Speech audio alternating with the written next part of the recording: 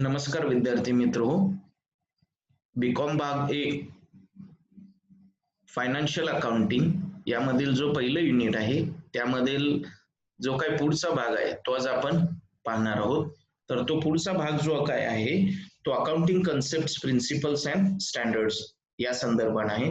हा भाग अतिशय महत्वपूर्ण आहे. कारण का की जे काही आपण अकाउंटिंगच्या व्यवहारांची नोंद शिकत आलेलो आहोत त्या नोंदी करत असताना त्यांचा आधार काय आहे, ते कशाच्या आधारावरती नोंदी केल्या जातात हे आपण आज पाहणार आहोत. आपल्याला माहितच आहे की व्यावसायिक व्यवहारांच्या नोंदी बुक्स ऑफ अकाउंट्स मध्ये करत असताना त्याला एक विशिष्ट फॉर्मॅट असतो किंवा एखादं विशिष्ट फॉर्म असतो. एखादी प्रमाणभूत गोष्ट जी काय आहे किंवा व्यावसायिक व्यवहारांची नोंद करत असताना त्याचं काहीतरी प्रमाण असतं. ते प्रमाण म्हणजेच अकाउंटिंग प्रिन्सिपल. तर बघूया आपण. If each accountant is free to record the business transaction as he likes, it would not be possible for anybody except the accountant himself to read and interpret the accounts. आपल्याला माहितच आहे की प्रत्येक accountant त्याला वाटेल तसं किंवा त्याला ज्या पद्धतीनं व्यावसायिक व्यवहारांची नोंद करायची आहे त्या पद्धतीनं जर तो नोंद करू लागला तर त्या व्यवसायातल्या अकाउंटंटलाच काय तर व्यवसायाच्या बाहेरील व्यक्तींना सुद्धा त्यानं कोणत्या प्रकारे नोंद केलेली आहे व्यावसायिक व्यवहारांची, त्याचबरोबर त्या व्यावसायिक व्यवहारांच्या नोंदीतून काय निष्कर्ष काढायचा याचा प्रश्न पडेल. We know that number of outsider parties किंवा outside parties are interested in the financial statement of the business organization. व्यावसायिक संस्थेच्या जे काही आर्थिक नोंदी आहेत किंवा आर्थिक नोंदींचे जे जे काही स्टेटमेंट्स आहेत त्या फायनान्शियल पोझिशन किंवा त्या फायनान्शियल स्टेटमेंटचा निष्कर्ष किंवा त्याहून कोणत्या प्रकारची आर्थिक परिस्थिती ती व्यवसायाची दर्शवली जाते हे जाणून घेण्यासाठी व्यवसायाच्या बाहेरील ज्या काही पार्टीज असतात किंवा जे काही इतर लोक असतात ते जाणून घेण्यासाठी उत्सुक असतात. In the absence of uniform rules for recording the transaction, the financial statement would not convey any meaning to these outsiders. म्हणजे कोणताही जर कॉमन रूल किंवा युनिफॉर्म एकच नियम जर व्यावसायिक व्यवहारांची नोंद करत असताना किंवा फायनान्शियल स्टेटमेंट्स तयार करत असताना जर एकच नियम जर पाळला गेला नाही नोंदी करत असताना तर त्या फायनान्शियल स्टेटमेंट मधून काय अर्थ निघतो याचा अर्थच बाहेरच्या व्यक्तींनाच काय तर त्या व्यवसायातील व्यवस्थापक असतील, ऑडिटर्स असतील, हिशेब तपासणी असतील यांना त्या व्यवसायातील फायनान्शियल स्टेटमेंट मधून काय अर्थ निघतो हा अर्थच माहित होणार नाही किंवा अर्थावरून निष्कर्ष काढता येणार नाही. त्यासाठीच it is there for necessary that accounting language conveys the same meaning to all people who are interested in the accountants किंवा accounts of the business. म्हणजे काय की त्यासाठीच अकाउंटिंग किंवा अकाउंटिंग ही जी काही आपण भाषा म्हणतो व्यवसायाची त्या भाषेतून योग्य तो संवाद किंवा ज्यातून अकाउंटिंगच्या स्टेटमेंट मधून जो काही अर्थ निघायचा आहे तो अर्थ इतर लोकांना कळायला पाहिजे जे इंटरेस्टेड पार्टीज आहेत त्यांना. बरोबर. त्यासाठीच काय केलं पाहिजे. Therefore accountants of all over the world have developed certain rules, procedures and conventions to be followed by them while recording the transactions. त्यासाठीच जगभरातल्या अकाउंटंटनी की काही नियम किंवा प्रक्रिया किंवा काही प्रमाणक ही अकाउंटिंगच्या व्यवहारांची नोंद करत असताना किंवा व्यावसायिक व्यवहारांची नोंद करत असताना बुक्स ऑफ अकाउंट्स मध्ये काही नियम, काही प्रक्रिया किंवा काही प्रमाणक ही तयार केलेली आहेत किंवा विकसित केलेली आहेत. These are termed as accounting principles. म्हणजे हे जे काही प्रमाणक तयार केलेली आहेत, नियम तयार केलेले आहेत यांनाच अकाउंटिंग प्रिन्सिपल्स असं म्हणतात. Accounting statements are prepared in conformity with these principles. म्हणजे जे काही अकाउंटिंगचे स्टेटमेंट्स तयार केले जातात त्या स्टेटमेंटचा आधार हे अकाउंटिंगची तत्व असतात. तर या अकाउंटिंगच्या तत्वांची वैशिष्ट्य काय आहेत ती आपण बघणार आहोत. Characteristics of accounting principles. पहिलं त्यामधील वैशिष्ट्य जे आहे अकाउंटिंग तत्वाचं ते बघूया आपण. Accounting principles are framed by persons and they are not like exact sciences like physics, chemistry, etc. They are in the form of guidelines and are prepared to enhance the usefulness of accounting data in an ever-changing society. म्हणजे ज्या पद्धतीनं की शास्त्र आहेत, कोणती शास्त्र, भौतिकशास्त्र असेल, रसायनशास्त्र असेल, यांची जे काही तत्व आहेत या विषयांची, या शास्त्रांची, ती तत्व जशी एक्झॅक्ट आहेत त्या तत्वांच्या प्रमाणेच अकाउंटिंगची जी काही तत्व आहेत तेवढा एक्झॅक्टनेस हा अकाउंटिंगच्या प्रिन्सिपल मध्ये नाही. कारण का की व्यवसायाची किंवा समाजातील जशी परिस्थिती बदलते किंवा बदललेल्या परिस्थितीतून ज्या पद्धतीनं गरज आहे त्या गरजेनुसार बदलणारी ही अकाउंटिंगची प्रिन्सिपल्स असल्यामुळं जशी सायन्सेसची प्रिन्सिपल्स आहेत, जशी अन्य शास्त्रशाखांची तत्वे आहेत एक्झॅक्ट, त्याप्रमाणे अकाउंटिंगची तत्व ही स्थिर नाहीत, ती बदलणारी आहेत. हे पहिलं वैशिष्ट्य झालं. दुसरं वैशिष्ट्य, the science of accounting is not static but changes according to the needs and as such accounting principles also are fast developing. ज्या पद्धतीनं शास्त्र आहे किंवा अकाउंटिंगचं जे काही शास्त्र आहे ते स्टॅटिक नाही किंवा स्थिर नाही, ते सतत गरजेप्रमाणे बदलत असतं किंवा जशी परिस्थिती आहे त्याप्रमाणे बदलत असतं. हे झालं दुसरं वैशिष्ट्य. तिसरं वैशिष्ट्य, the general acceptance of accounting principle usually depends on how well it meets 3 criteria, relevance, objectivity and feasibility. म्हणजे अकाउंटिंगची जी काही तत्व स्वीकारण्यात आलेली आहेत ती कोणत्या 3 आधारावरती आहेत. तर पहिलं आहे रिलेव्हन्स, त्या तत्वांची उपयुक्तता, त्याचबरोबर ऑब्जेक्टिव्हिटी निष्क्रियता आणि फिजिबिलिटी व्यवहार्यता.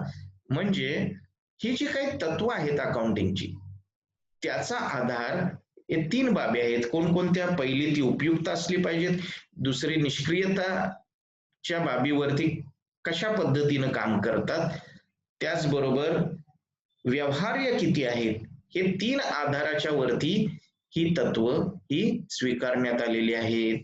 तर अकाउंटिंगची जी काही तत्व आहेत ती 2 भागामध्ये विभागलेली असतात. एक अकाउंटिंग कन्सेप्ट आणि दुसरं अकाउंटिंग कन्व्हेन्शन्स. तर त्यामधलं अकाउंटिंगच्या संकल्पना काय किंवा कशाला म्हणतात अकाउंटिंगच्या संकल्पना ते आपण बघू. Accounting concepts. Accounting concepts may be considered as basic as relations or conditions on which the science of accounting is based. म्हणजे अकाउंटिंगच्या संकल्पना म्हणजे हे जे काही मूलभूत कंडिशन्स किंवा मूलभूत रिलेशन्स म्हणजे काय, बेसिक ॲझम्पशन किंवा त्याला काय म्हणता येईल, बेसिक ॲझम्पशन्स म्हणजे काय, ज्या गोष्टी काही गृहीत धरलेल्या आहेत. काय गृहीत धरलेले आहेत? ॲझम्पशन्स केलेले आहेत अकाउंटिंगचे व्यवहार करत असताना. ॲझम्पशन्स म्हणजे गृहीत धरणे, मानणे. ज्या काही बाबी मानल्या गेलेल्या आहेत किंवा काही अटी मानल्या गेलेल्या आहेत त्याच्यावरती आधारित अकाउंटिंगचं जे काही व्यवहार आहे किंवा अकाउंटिंगचं शास्त्र ज्याच्यावरती आधारलेलं आहे, ज्या कंडिशन्स वरती, अटीवरती किंवा ज्या काही गोष्टी गृहीत धरलेल्यावरती, त्यालाच अकाउंटिंग प्रिन्सिपल्स असं म्हटलं जातं. Concepts are rooted in logical considerations. Financial transactions are interpreted in the light of concept which govern accounting methods. म्हणजे काय, ज्या काही अकाउंटिंगच्या संकल्पना आहेत त्या कशावरती आधारलेल्या आहेत, लॉजिकल कन्सिडरेशन्स. ज्या काही तर्कावरती आधारित बाबी आहेत किंवा ज्या काही मनाला पटतात अशा बाबींच्या आधारावरती किंवा त्याच्यावरती आधारलेल्या या अकाउंटिंग कन्सेप्ट्स आहेत, ज्याच्यावरती फायनान्शियल ट्रान्झॅक्शन्स किंवा जे काही व्यवसायातील व्यवहार आहेत त्याच्यातून निष्कर्ष काढला जातो किंवा वेगवेगळ्या अकाउंटिंग मेथडला त्या बाबी हा व्यवहार्य आहे. बरोबर, म्हणजे थोडक्यात काय की अकाउंटिंगचे व्यवहार करत असताना किंवा व्यवहारांची नोंदी करत असताना त्या नोंदींना जो घटक किंवा जे काही कंडिशन, ज्या काही अटी किंवा जे काही बाबी गृहीत धरल्या जातात त्यांना अकाउंटिंग कन्सेप्ट असं म्हटलं जातं, ज्या अकाउंटिंगच्या व्यवहारावरती प्रकाश टाकतात. तर त्यामधली पहिली कन्सेप्ट जी आहे ती बघूया आपण. एंटिटी कन्सेप्ट किंवा त्याला बिझनेस एंटिटी कन्सेप्ट असं सुद्धा म्हटलं जातं. बघूया आपण पहिली concept. The concept implies that a business unit is a separate and distinct from persons who are owners of the business. बरोबर, म्हणजे काय एंटिटी कन्सेप्ट ही काय दर्शवते, तर या संकल्पनेनुसार कोणताही व्यवसाय हा एक त्या व्यवसायाला स्वतंत्र अस्तित्व असतं आणि तो त्या व्यवसायाच्या मालकापासून स्वतंत्र असतो, अशी कन्सेप्ट सांगते, ही संकल्पना सांगते. आपल्याला माहितच आहे की लिमिटेड कंपनी ही कायद्याने निर्माण केलेली कृत्रिम व्यक्ती आहे, त्यामुळं त्या कंपनीचं जे काही अस्तित्व आहे ते स्वतंत्र असतं. व्यवसायाचे जे कोणी मालक आहेत म्हणजे शेअर होल्डर्स यांच्यापासून त्या व्यवसायाचं अस्तित्व हे स्वतंत्र असतं. Business entity means a unit of organised business activity. म्हणजे बिझनेस एंटिटी म्हणजे काय की युनिट ऑफ ऑर्गनाइज्ड म्हणजे ऑर्गनाइज्ड बिझनेस ऍक्टिव्हिटी, एकत्रितपणे येऊन केलेली जे काही व्यावसायिक कार्य किंवा व्यावसायिक क्रिया आहे ते युनिट म्हणजे बिझनेस. आपल्याला माहितच आहे, एकत्रित येऊन केलेली क्रिया म्हणजे business. In that sense, a provision store, a cloth dealer, an industrial establishment, an electricity supply undertaking, a bank, school, hospital, etc. are all business entities. आपल्याला माहितच आहे की कोणत्याही प्रकारचं स्टोर असेल, कपड्याचं दुकान असेल किंवा इंडस्ट्री असेल किंवा इलेक्ट्रिसिटी सप्लाय असेल, बँक असेल, शाळा असेल, हॉस्पिटल असेल, ह्या काय आहेत, आर बिझनेस एंटिटीज म्हणजे व्यावसायिक संस्था आहेत. From the accounting point of view, every business enterprise is an entity separate and distinct from its proprietors owners. आपल्याला माहितच आहेत की अकाउंटिंगच्या दृष्टिकोनातून ज्या काही व्यावसायिक संस्था आहेत यांना स्वतंत्र अस्तित्व आहे मालकापासून.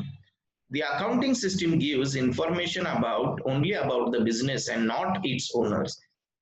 जी काय अकाउंटिंगची व्यवस्था आहे ती फक्त व्यवसायाबद्दल माहिती देते, मालकाबद्दल ती माहिती देत नाही. In other words, we record this transaction in the books of accounts which relate only to the business. आपल्याला माहितच आहे की दुसऱ्या शब्दामध्ये जर सांगायचं झालं तर व्यावसायिक व्यवहारांची जी काही माहिती आहे ती जी आपण देतो ती माहिती ही फक्त व्यवसायाचीच असते, मालकाची नसते. The owners personal affairs, his expenditure on housing, food, clothing will not appear in the books of account of his business. म्हणजे मालकाची जी जी काही वैयक्तिक माहिती आहे, तो त्याचा खर्च किती आहे, तो किती खर्च करतो घरावरती किंवा कपड्यावरती किंवा अन्नासाठी, या गोष्टी मालकाच्या संदर्भानं या बिझनेस अकाउंट्स मध्ये येत नाहीत. However, when personal expenditure of the owner is met from business fund, it shall also be recorded in the business books. म्हणजे काय, जर वैयक्तिक मालकाचे खर्च असतील आणि ते खर्च जर व्यवसायामधून केलेले असतील तर अशा वेळी त्याची नोंद ही व्यावसायिक जी पुस्तकं आहेत बुक्स ऑफ अकाउंट्स मध्ये त्यामध्ये केली जाते. It will be recorded as a drawings by the proprietor and not as a business expenditure. म्हणजे व्यवसायाच्या खर्चातून जर मालकानं स्वतंत्र स्वतःसाठी जर काही बाबी खर्च केलेले असतील तर अशा वेळी त्याची नोंद ही आपण बुक्स ऑफ अकाउंट्स मध्ये ड्रॉइंग्स म्हणून करतो. कारण का, तर व्यवसायातील बाबी किंवा रिसोर्सेस वापरले असल्यामुळे त्याची नोंद आपण करतो. As such, the amount invested by him, capital, is regarded as a liability for the business. म्हणजे असं जरी असलं की त्यानं कॅपिटल व्यवसायाला जर पुरवलेलं असलं किंवा त्यानं व्यवसायामध्ये जर गुंतवणूक केलेली असेल, तर ती गुंतवणूक जी काही आहे ती गुंतवणूक ही व्यवसायाचं लायबिलिटी समजली जाते, देणं समजलं जातं. ते आपल्याला माहितच आहे, अकाउंटिंगचं जे काही इक्वेशन आहे, assets is equal to liabilities plus capital, म्हणजे मालमत्ता बरोबर देणी अधिक भांडवल.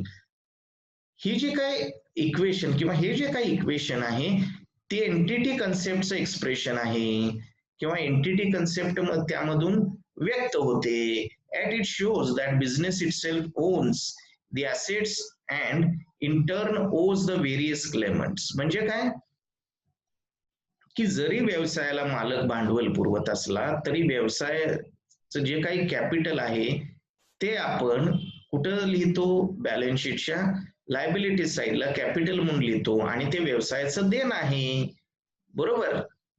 The business entity concept is applicable to all forms of business organisation. म्हणजे ही जी स्वतंत्र अस्तित्वची संकल्पना आहे ती व्यवसायाचे जे जे काही सर्व प्रकार आहेत त्यांना लागू आहे. The distinction can be easily maintained in the case of limited company because the company has a legal entity of its own. म्हणजे काय की त्याच्यामध्ये फक्त फरक कुठल्या बाबतीत केला जाऊ शकतो की लिमिटेड कंपनी जर असेल तर त्या बाबतीत फक्त फरक केला जाऊ शकतो. कारण का की कायद्याने स्वतंत्र कंपनीला अस्तित्व असल्यामुळं त्यामध्ये आपण फरक करू शकतो. But such distinction becomes difficult in case of sole proprietors or proprietorship because in the eyes of the law the partner or the sole proprietor are not considered separate entities. म्हणजे जसं कंपनी किंवा मर्यादित कंपनीच्या बाबतीमध्ये company कायद्यानुसार त्या कंपनीला स्वतंत्र अस्तित्व असतं त्यामुळे त्यामध्ये फरक केला जाऊ शकतो. परंतु जर एकल व्यापार किंवा भागीदारी व्यवसाय प्रकार असेल त्यामध्ये सर्व भागीदार किंवा एकल जो कोणी व्यापारी आहे तोच मालक असतो, त्यामुळे त्याच्यामध्ये मालक आणि व्यवसाय असा स्वतंत्र फरक केला जाऊ शकत नाही. किंवा की यामध्ये आपण फरक जरी केला तरी फरक तो अवघड किंवा क्लिष्ट होऊ शकतो असं आपण म्हणू शकतो. पुढे बघूया आपण. They itself personally liable for all business transaction.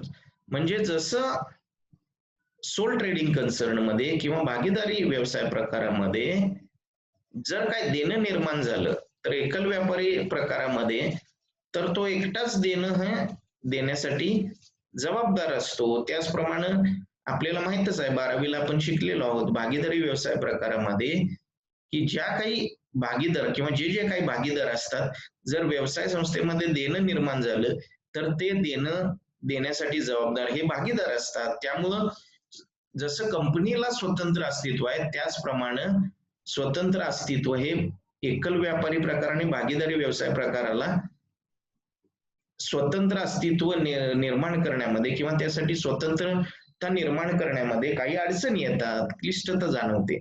But for accounting purposes they are to be treated is separate entities. परंतु अकाउंटिंगच्या उद्दिष्टासाठी कोणताही व्यवसाय प्रकार असेल, कंपनी असेल, सोल ट्रेडिंग कन्सर्न असेल किंवा भागीदारी संस्था असेल त्यामध्ये फरक केलाच पाहिजे.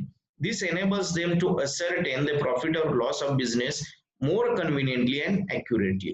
म्हणजे यानुसार व्यवसायाचा जो काही नफा किंवा तोटा होईल तो विश्वासपूर्ण किंवा कन्व्हिनियंटली सोयीनुसार किंवा ॲक्युरेटली आपल्याला निश्चित करता येतो. व्यवसायाला नफा तोटा किती झाला हे निश्चित करता येतं कधी जर व्यवसाय आणि व्यवसायाचा मालक हे दोन स्वतंत्र किंवा व्यवसायाचं अस्तित्व हे मालकापासून स्वतंत्र आहे मांडल्यामुळं आपल्याला व्यवसायाचा नफा तोटा हा निश्चित करता येतो. त्याच्या पुढची जे काही कन्सेप्ट आहे going concern concept. According to this concept, it is always assumed that the business is having a perpetual succession. आपल्याला माहितच आहे की या गोइंग कन्सर्न कन्सेप्ट नुसार हे सतत गृहीत धरलं जातं. काय सतत गृहीत धरलं जातं की व्यवसायाचं अस्तित्व हे अखंडित चालणार आहे. A limited company being an artificial person created by law, it has uninterrupted existence with continuing activity. Such time it is legally liquidated. In the absence of this concept, it would not be possible for anybody to enter into contracts with the business, म्हणजे business organisation. म्हणजे या संकल्पनेनुसार असं मानलं जातं की व्यवसायाचं अस्तित्व हे अखंडित अबाधित चालणार आहे.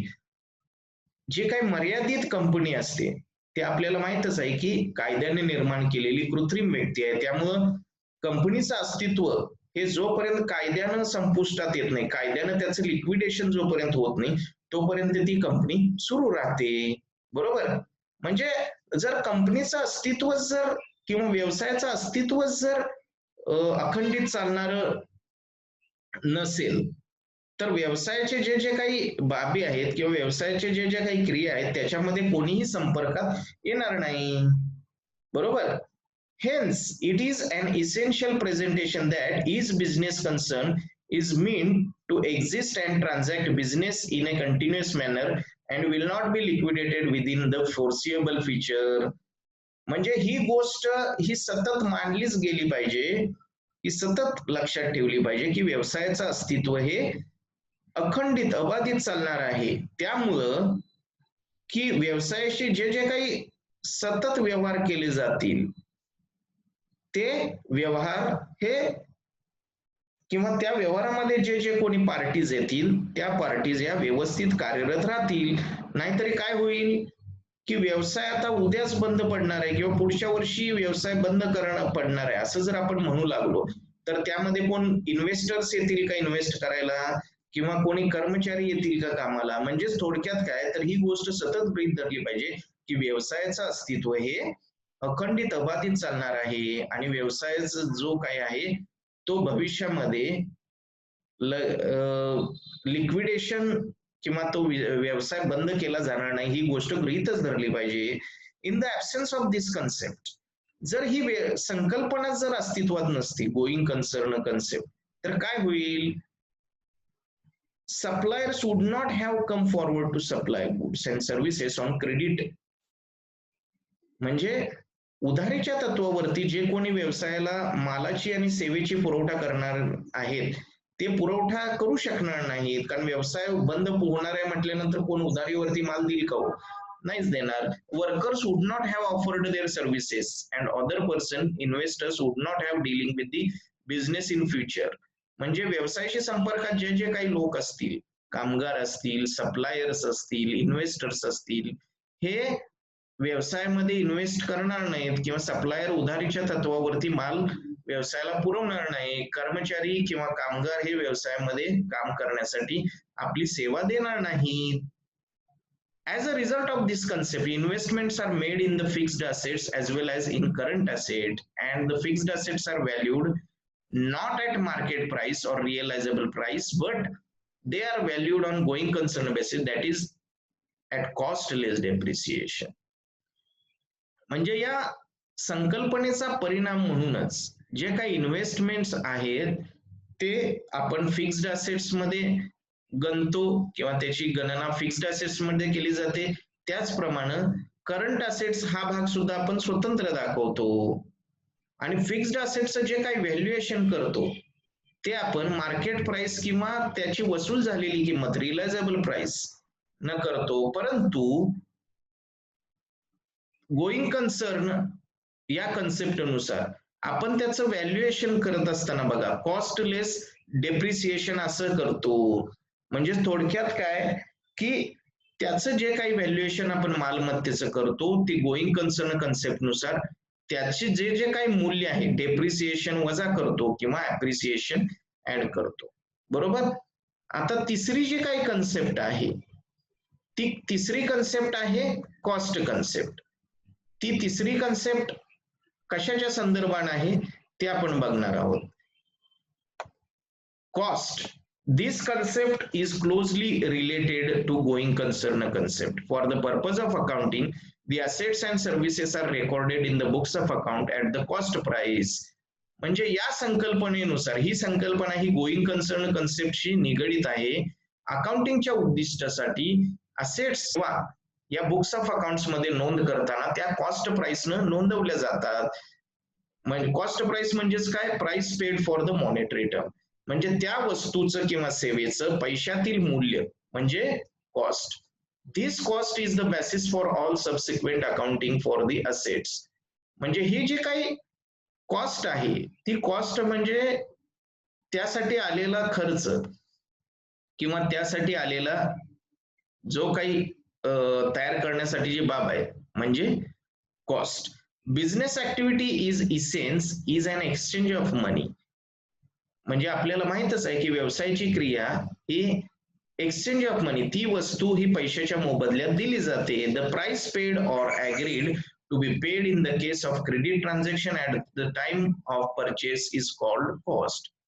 म्हणजे जी काही वस्तू खरेदी करताना तिची किंमत दिली जाते त्याला कॉस्ट असं समजलं जातं अकाउंटिंगच्या भाषेमध्ये. According to the cost concept all the assets are recorded in the books at their original purchase price. म्हणजे कॉस्ट कन्सेप्ट नुसार ज्या सर्व मालमत्ता त्यांची बुक्स ऑफ अकाउंट्स मध्ये नोंद करताना ती ओरिजिनल परचेस प्राइस न केली जाते, बरोबर. This cost also forms appropriate basis for all subsequent accounting for assets. म्हणजे ही जी कॉस्ट आहे ती कॉस्ट ही सर्व खर्चाच्या वरती आधारित असते. फॉर एक्झाम्पल आपण बघूया, if the business boys a machine for rupees 80,000 it would be recorded in the books at rupees 80,000. समजा व्यवसायामध्ये जर 80,000 रुपयाची मशिनरी खरेदी केलेली असेल तर व्यावसायिक व्यवहाराची नोंद किंवा व्यवसायाच्या पुस्तकामध्ये त्या मशीनची कॉस्ट जी असेल ती 80,000 रुपये असेल. In case its market value increases rupees 1 lakh later on or decreases rupees 50,000, it will continue to be shown at rupees 80,000 and not at its market value. म्हणजे थोडक्यात काय, जर 80,000 रुपये किमतीची मशिनरी जर खरेदी केलेली असेल व्यवसायामध्ये तर त्याची नोंद करताना व्यवसायाच्या पुस्तकामध्ये ती 80,000नच नोंद केली जाईल. समजा 1 वर्षानं 2 वर्षानं त्याची जर किंमत जर वाढली त्या मशीनची 1 लाख झाली किंवा कमीही जर झाली 50,000 तरी सुद्धा त्या मशीनची किंमत ही व्यवसायाच्या पुस्तकामध्ये बुक्स ऑफ अकाउंट्स मध्ये 80,000च दिसेल, मार्केट व्हॅल्यू प्रमाणे दिसणार नाही. याचा अर्थ असं नाही की प्रत्येक वेळी ज्या काही मालमत्ता नोंदवताना प्रत्येक वेळी कॉस्टनच नोंदवल्या जाव्यात. आपल्याला माहितच आहे, we know that with the passage of time the value of assets decreases, hence it may be systematically be reduced from year to year by charging depreciation and the assets be shown in the balance sheet at the depreciated value. म्हणजे प्रत्येक वेळी असं पण अर्थ नाही की प्रत्येक वेळेस त्याची जेवढी किंमत होती तेवढ्यानच ती नोंदवली जावी, तर त्यामधून त्या मालमत्तेचा जो काही घसारा डेप्रिसिएशन आहे तो सतत वजा केल्यामुळं त्या मालमत्तेचं मूल्य जे आहे ते मूल्य हे त्याची कॉस्ट ही त्यावेळीची कळते. म्हणजे मशिनरी असेल तर ती वापरून झीज होऊन त्याची किंमत ही आपोआपच कमी होणार पद्धतशीरपणे. त्यामुळं आपण माहितच आहे की बुक्स ऑफ अकाउंट्स मध्ये नोंद करताना प्रत्येक वर्षी आपण डेप्रिसिएशन वजा करतो. The depreciation is usually charge as a fixed percentage of cost. म्हणजे आपल्याला माहितच आहे की डेप्रिसिएशन वजा करताना प्रत्येक वेळी आपण एकाच दरानं डेप्रिसिएशन लेस करतो. It bears no relationship with changes in its market value. म्हणजे त्यामुळं त्याच्या मार्केट व्हॅल्यू वरती काही परिणाम होत नाही. In other word the value of which the assets are shown in the balance sheet has no relevance to its market value. म्हणजे ज्यावेळी आपण त्या असेट्सची मालमत्तेची नोंद ही बॅलन्स शीटला करतो त्या बॅलन्स शीट मध्ये जी काही आपण नोंद करतो त्याची मार्केट व्हॅल्यू किती आहे, बाजारी मूल्य किती आहे याच्याशी त्याचा काही संबंध नसतो. This is no doubt makes it clear, this is no doubt makes it difficult to assess the true financial position of the business and therefore regarded as important limitation of the cost concept. म्हणजे cost कन्सेप्टची जी काही मर्यादा आहे की सध्याच मालमत्तेचं मूल्य हे आपण सांगू शकत नाही त्या मालमत्तेची किंमत किती आहे आजच्या काळामध्ये. जरी समजा ती 5 वर्षापूर्वी एका किमतीला घेतलेली तर 5 वर्षानंतर त्याचं आजचं बाजारी मूल्य किती आहे हे आपण सांगू शकत नाही. ही त्या कॉस्ट कन्सेप्टची मर्यादा आहे. But this approach is preferred because firstly it is difficult and time consuming to ascertain the market values, and secondly there will be too much of subjectivity in assessing the current values. म्हणजे काय, या approach नुसार, म्हणजे हे cost कन्सेप्टचा approach का prefer केला जातो, तर काय केलं जातं की अप्रोच नुसार की जो काही वेळ जातो, म्हणजे थोडक्यात काय की प्रत्येक वर्षी डेप्रिसिएशन आपण करतोच, म्हणजेच काय की जो काही वेळ गेलेला आहे मालमत्तेचा त्याच्यानुसार त्याची मार्केट व्हॅल्यू काढली जाते. म्हणजे उदाहरणार्थ डेप्रिसिएशन लेस केली की ते आपण त्याची व्हॅल्यू समजतो. आणि दुसरं की करंट व्हॅल्यू काय आहे मालमत्तेची हे निश्चित करणं सुद्धा अवघड जातं. या मर्यादेमुळेच किंवा या मर्यादेवर मात करण्यासाठी इन्फ्लेशन अकाउंटिंग सारखी जी काही अकाउंटिंगची वेगळी शाखा आहे ती निर्माण करण्यात आलेली आहे. मला वाटतं की कॉस्ट कन्सेप्ट ही आपल्याला समजली असावी. म्हणजे आज आपण 3 कन्सेप्ट बघितल्या. कोणकोणत्या? Entity concept, going concern concept आणि कॉस्ट कन्सेप्ट. त्याच्या अगोदर आपण अकाउंटिंग प्रिन्सिपल्स पाहिलेले आहेत. तर अकाउंटिंग प्रिन्सिपल हे कशाला म्हटलं जातं? कन्सेप्ट्स, अकाउंटिंग कन्सेप्ट आणि कन्व्हेन्शन्स यांना एकत्रितरित्या मिळून अकाउंटिंग प्रिन्सिपल असं म्हटलं जातं. मला वाटतं निश्चितच तुम्हाला हा भाग समजलेला असावा. जर काही शंका असतील तर तुम्ही मला माझ्या पर्सनल मेसेज करून विचारू शकता.